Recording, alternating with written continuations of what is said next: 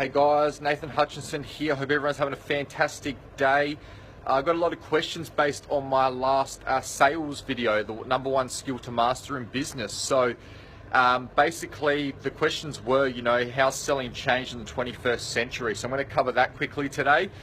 Sales in the 21st century has obviously changed tremendously. The old school ways of selling, obviously going door to door and all that type of stuff, yes, it still works, don't get me wrong, but obviously the way we sell these days has completely changed with social media and digital media, digital marketing. All those things obviously have enhanced the way that businesses sell direct to consumer and how businesses sell to business. So what's the three biggest reasons on why selling in the 21st century has changed?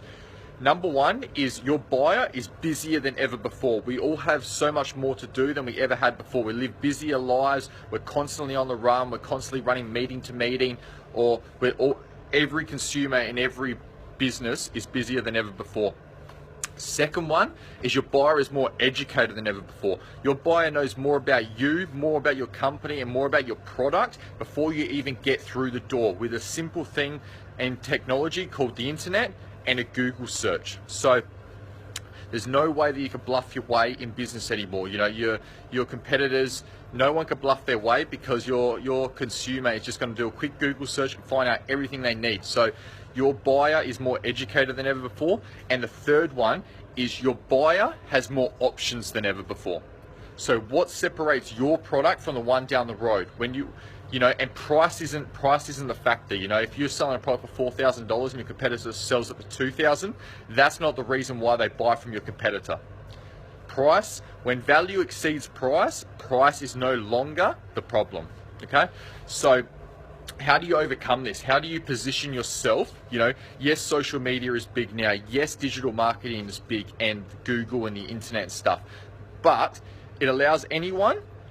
It creates an opportunity for anyone to basically position themselves as an authority and an expert in a matter of weeks, whereas it used to take years upon years and tens of thousands of dollars in print media, billboards, and obviously the stuff that isn't available to small to medium businesses. So what do? Okay, so having your own personal website is very great, or social media channels, okay? Being active on them, utilizing platforms like Facebook Live and sharing your thoughts and sharing inside tips about your industry and niche. Having your own book. Nothing positions you more as an authority than having your own book or talk show, podcast, talk show, Facebook Live show. Anything that provides inside tips that your buyer can really resonate with and really learn more about you, your product and your service, so that you can position yourself as an authority before you walk through the door. And #3, interview and connect with and collaborate with other people in your industry. Okay, get your message, get your image, get your brand, get your company out to more people, and utilize other people's access and other people's database. Okay, so that's the three big tips on how to position yourself as an authority, so you don't come up against the price objection and objections of there's so many more competitors out there, we wish want to shop around. Why can't your buyer buy from you the first time? Why do they have to shop around? That's not their belief. That's a self-limiting belief they've put on their self because they've heard from other people that, they might get a cheaper rate down the road.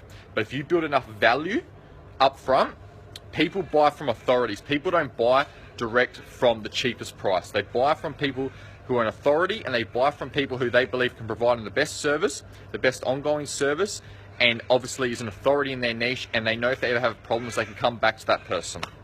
So I'll leave you with that, guys. 3 tips there. Create a Facebook Live, start utilizing Facebook Lives, look to write your own book or talk show, podcast, and obviously interview and collaborate with other people in your industry that you can get out to their database and their network. Okay, I'll leave you with that for today, guys, and I'll see you tomorrow.